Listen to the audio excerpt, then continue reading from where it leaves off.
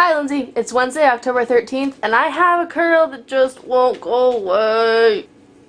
Day. I also have something else to confess to you.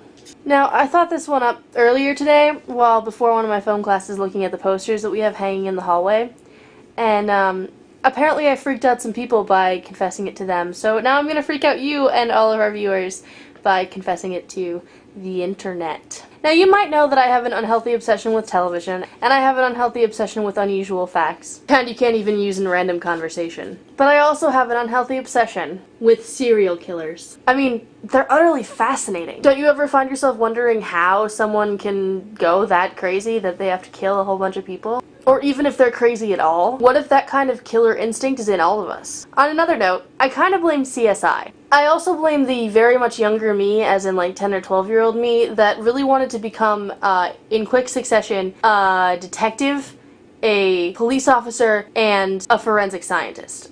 I wanted to be a forensic scientist for a lot longer than I wanted to be a PI or a police officer, possibly because of the non-risk of dying. Although watching CSI, they have just as much risk of dying as anyone else. Several of them actually do die. But back when I was like 12 or so, I got a book. I don't know if it was for my birthday or for Christmas or just randomly. I think it was birthday or Christmas. But it was all about like how forensic science solved some of the world's most puzzling cases. And one of them was about Ted Bundy. During the 1980s, Ted Bundy killed at least 30, and as many as 100. Young women, including college co-eds. No one really even suspected him until, at one point, he bit one of his victims on the butt, left his teeth marks, and then was later caught using odontology, which is where they make a mold of the teeth and then match it up to dental records.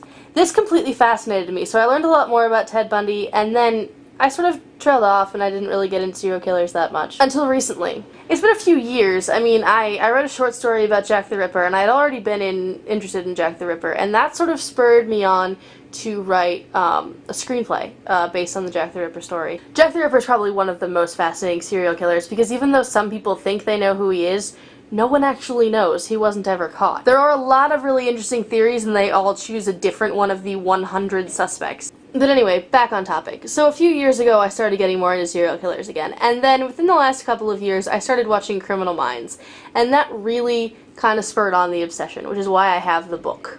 Criminal Minds deals a lot with serial killers, or at least people with a serial killer mentality, and that's the part that fascinates me. I'm gonna leave you with this. TV and video games might not make us all serial killers, but they make some of us interested in them. I'll see you tomorrow.